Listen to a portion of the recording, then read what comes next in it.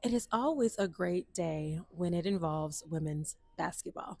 I'm Des with Pretty Girls Media, Pretty Girls of Sports, and I am here at the Final Four for the Women's Basketball National Championship. Title is on the line, and I can say it was fantastic basketball. The first game was UConn, the defending national champions, undefeated, going to try to get another perfect season versus the South Carolina Gamecocks.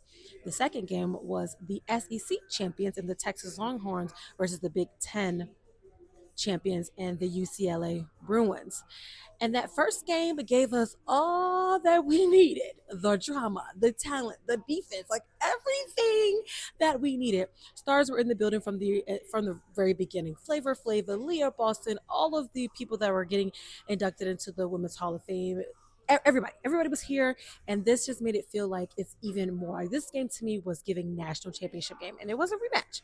Because if you remember the last time these two teams, UConn and South Carolina, seen each other, UConn put the works on South Carolina, beating them with 23 points. But today, they had something else in mind. It was a defensive masterclass by the South Carolina Gamecocks, hands down. We knew that it was going to be something special when we seen 5'9" Raven Johnson on 6'2" Sarah Strong. And defensively, Raven interrupted her, which was the game plan from the beginning, executed to perfection. And there was a lot of drama. I know you guys have already seen it all over the internet. Head coach Geno had his thing where he spoke to Holly Rowe and told her he didn't like the way that, head coach John was talking to the referees, and he just wanted to make sure it was equal.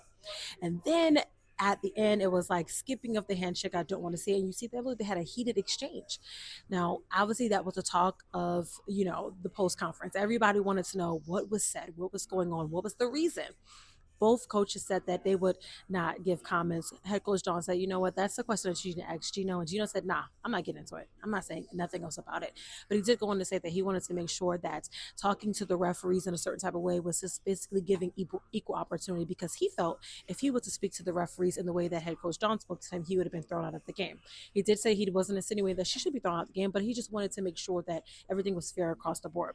There was also some speculation about one of the players ripping Sarah Strong's jersey, but Sarah said it was an accident, and the video shows that she actually ripped her jersey on her own, and that's why she had to switch. But there was a lot of controversy and drama going on, and of course, that's March. It's giving March Madness. It's giving all of the madness. We have all of the madness in that first game, and it was like, okay, what more can we get out of these amazing games? Like, master classes from defense is just something that's spectacular, and UCLA did the exact same thing. And I will say, these games being lower scoring really shows you how much the defensive prowess really took part. Seeing Texas really hold defensively, even though they were down, and then they got the game within 3 points with 20 seconds left. They were so close. They were one shot away from changing the whole narrative, and there would have been an SEC battle, Texas versus South Carolina. And remember early on, if you've been paying attention, I said, what if Texas and South Carolina gets to the title game? I said, that's not, they're not ready for that. They're not ready for that. They're not two SEC teams. They're not ready. No. They were not going to have it. But it was 20 seconds away. I'm giving them 20 seconds away from doing that. But Lauren Betts and the Bruins really held it down. That late block was like, whoa. It took me back to Cameron, like block party. So I love that. I love the fact that we got to see so much aggressive play, that we got to see so much going forward, taking the shots, being on the defense with everything. Because as we know, these games have been highly offensive. Obviously, you want to get the points on the board. You want the basket to go in. But how do you stop defense? What's about the blocks, those steals, the rebounds? That's what makes the basketball exciting. And if you guys don't agree, you're lying. You're lying to yourself, okay? But I want to go right now. We're going to go over some of the stats from the UConn game, UConn South Carolina game, and the Texas and UCLA game. Talk about payback. 62-48 was the final score for this game. And if we're looking at the box scores, this one is for South Carolina. As you can see, their shooting proficiency was 38% and their 3 points was 33%. This will not win them the national championship game only because of how UCLA came in at 41% proficiency, and you will see that in the further slide. But I do have to commend them that getting to 62 points against the UConn team was just highly unlikely coming into the game, but they made it happen. Looking at Joyce Edwards with 11 points, 8 rebounds, 2 assists, and she played for 39 minutes. She is the heart and soul of this team, and no one can say anything other than that. Looking at Latson, 16 points, 11 rebounds, and 2 assists. She was coming for blood. She was out for it and did exactly what she needed to do. The reason why she came to South Carolina, she said in her post game, is to get to the national championship game and to win it. And she did not let up. Also, freshman Gotti, 28 minutes, 14 points, 4 rebounds, 2 assists. The girl's a superstar. We're seeing it unfold right in front of our eyes. If you haven't seen the majesty that she puts onto the court, you just need to pay attention to her play. She is somebody that you want to have on your team, somebody that you want to be able to look at on the court, and you know that she is clutch. She comes in clutch every single time, and she's been clutching this whole entire tournament. I guarantee you that the Carolina Gamecocks would not be where they are if they did not have Gotti on the team. Now, I will say Tournament Tessa gave us, 10 points, and I feel like she just needs to warm up a little bit more and she'll get going. Obviously, Raven was a huge part of the defensive scheme, played for 26 minutes. She got 2 fouls early on, so we're super glad that she didn't have those rest of the fouls, and coming in, rested her, but she only had 2 points, but 4 rebounds. And of course, looking at her box score, you're like, she didn't have a great game. No, she had a fantastic game because she held Sarah strong. She messed up her game plan. She threw her off a little bit, interrupted her, and that's exactly what the Gamecocks needed her to do as a leader on the team, as a senior on the team. Raven is one of one, cannot be outdone, not scared of anybody. She's not scared to go against anybody.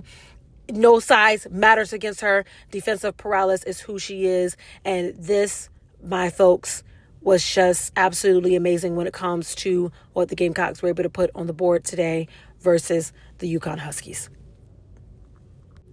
Moving on to the UConn Huskies, I do want to say first things first. They had an amazing season and fought really, really hard in this battle, and I congratulate them. And it really sucks that head coach Geno had to make it more about him, and knowing that narrative was going to be spun and that was going to be the talk of the town. So both these teams are not really getting fully celebrated in the way that they should be. So I just wanted to say that. But congratulations to these women.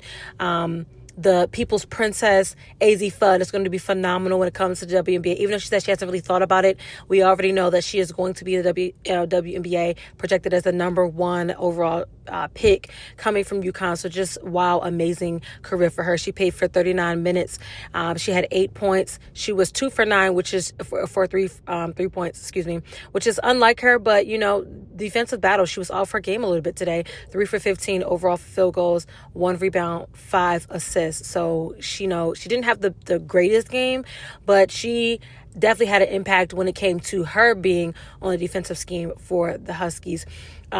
Defensive and player of the year in Sarah Strong played for all 40 minutes. She had 12 points, 12 rebounds, 1 assist. So as you can see, the rebounding for her is really was money. Okay. She had 12 out of their 32 team rebounds. Okay. Also, looking at KK Arnold, senior on the team, I think she plays phenomenal. Her game is just 1 of 1. They held her to 2 points, 4 assists. KK is normally one of the floor generals, so the fact that South Carolina was able to really get in and really shake her up a little bit really shows the impact that they had. Blanca came in 7 points, 2 rebounds, 2 assists. She's normally the 3-point queen for them. So the fact that she was only 1 for 3 really just shows that the lineups that South Carolina had was just overall just overcoming for them. And overall, they were shooting 31% efficiency, 29 from the 3. This is why they lost. The shooting was just not good tonight. And, they came off a game where they had a late surge and they were shooting phenomenally. And I think that at some point it just catches up with you. And like Coach Dawn said, understanding how it feels to be the undefeated team and have that perfect season. In one game, you're going to be off one game. And they were just hoping that this game was the game that they were going to get them to be off. But looking at the box score, this is what it is. And as you can see, the differences between both teams. But again, UConn had an amazing season, really wrapping up the way they have been doing it. The history and the legacy that this school has is just, the rest is still unwritten, and that's just the way it goes. So congratulations to them. As we move right along to the game with UCLA and Texas, as you see, 44-51. We're going to get into Texas's box score first. They were 31% efficiency, 22 from the three. Not like Texas, but at the end of the day, as their head coach said, that this was just the day that was picked, that they just did not have their best game shooting wise. And he said that this game is going to haunt him probably into the day that he dies, because he just knows like what this game really meant truly, as Texas was looking to get to their second NCAA title game ever in their program history, but they are the SEC champions, and that does stand for something. Looking at their box scores, though, a little bit more. As you can see, Jordan Lee played for 24 minutes, 7 points, 2 rebounds, 1 assist.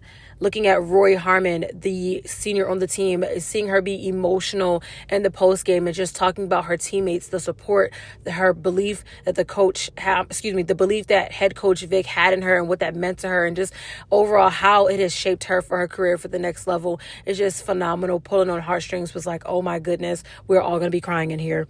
Seriously. But Roy played for 38 minutes, 8 points. She was 4 for 11, and she did not make the one free throw that she attempted. 5 rebounds, 5 assists. At the end of the day, she is the floor general, and this box score does not show the impact that she really had on that team with rallying them back to get the game within 3 points with 20 seconds to go. So I think that this box score doesn't fully show her impact, but just know that she has been impactful, period. And then obviously Madison Booker, the rising star for the Texas Longhorns, she played for 35 minutes. She had 6 points. She was 3 for 23, and she did not make any of her 3-point shots that she tried, and she had 7 rebounds, 0 assists. Now looking at this, you guys know that in their Elite 8 game against Michigan, their first quarter, they were 92% efficiency. And, even the head coach talked about how that was haunting him, because he was like, I don't know if we can do this again and replicate it. Not saying in a way that he didn't believe it, but when you have played so like gun-ho well, he just had a fear that they were not going to be able to bring that to this game. And his fear came true, because their efficiency was just not what Texas basketball looks like. Being 20 for 65 from the field and 2 for 9 from the three is just, not characteristic of Texas, and I think that showed. But either way, this team did put up a highly defensive battle to only allow UCLA to get 51 points. It could have been way worse, but defensively they did not give up. This team really fought tooth and nail to the very last second with this loss, and it just sucks for them. I think that overall this team will learn from this, and they will come back from this, no doubt about it. As we look at UCLA, overall 41% from the field, 31% from the 3-point. So they were just the better team out of all 4 teams today with their shooting proficiency. This is why they're going to be front runners in terms of that, and in some cases, but definitely being able to be efficient and really getting the job done. Their head coach was saying that they did really, really good when they got to the free throw line, and that she felt really helped project them over. They were 18 for 44 as a team. They were 4 for 13 from the three as a team, 37 rebounds, 13 assists. And I think that those rebounds really allowed them to really keep themselves into the game, especially, as he said, it was a defensive battle back-to-back. Lauren Betts played for 34 minutes. She had 16 points, 11 rebounds, 3 assists. This is what made the difference. And having that key block at the very end on Madison Booker is what really sealed the deal for the Bruins. You look at Neepkins, 32 minutes, 10 points, 4 rebounds, 0 assists. You look at Jaquez, 37 minutes, 10 points, 4 rebounds, 2 assists. And then you look at Kiki Rice, the girl with the arm, the girl who did the four fouls, who sealed the deal for UCLA to win it at the very last minute when there was 18 seconds to go and Texas fouled her. She played for 35 minutes, 11 points, 5 rebounds, 1 assist. Really, her free throws is what iced the team and iced the score to keep them going on to the next round. Again, their first NCAA era national championship title that they're going to be fighting for on Sunday against that South Carolina Gamecocks team. And I think, again, highly defensive game. And the best team at the end of the day who made the least amount of mistakes was the UCLA Bruins, and that is why they won. So congratulations to them. So as you see, both games had their struggles, both teams had their highlights. And at the end of the day, the national championship title game is set. The UCLA Bruins are going to be going to their first national championship game in the NCAA era because head coach Close made sure to note that the Bruins team did win a national championship. It just was not in the NCAA era, and that was very important for her to note and to say. Especially had she had a lot of the members from that championship team from the past come and support them today. And the South Carolina Gamecocks, they are going to be head to head, and the best team will win. We already know that we're going to see a super duper defensive battle coming in here because we saw that tonight, and they don't want to change that because both head coaches are saying we had to win it defensively. We had to really get into the game on a defensive scheme. And both of these teams showed up defensively, lights out. So this is really going to be one of the better national championship games that we've seen in a really long time. I'm just saying, that's just my opinion here. But I do think that UCLA and their shot trouble is going to cost them if they do not turn it around in Sunday's game. The Gamecocks managed to get points consistently on the board. They didn't have as many shot struggles as they did in their previous game. They looked great. They played a well balanced basketball game, but they were playing that South Carolina Gamecocks basketball. So I think if both teams show up their absolute best with getting points on the board and being defensive, it's really going to come down to the wire. Really kind of how it did in the UCLA Texas game. It's going to come down to the very wire. And the team that makes the least amount of mistakes will be the team that is going to be crowned the national champion. And you can mark my words on that. I'm claiming it now. I'm just saying. Okay. But let me know what you think about this. Who's going to win the national championship? Put it in the comments right now. Make sure you guys are liking, sharing, subscribing on all social media platforms at PG Love Sports.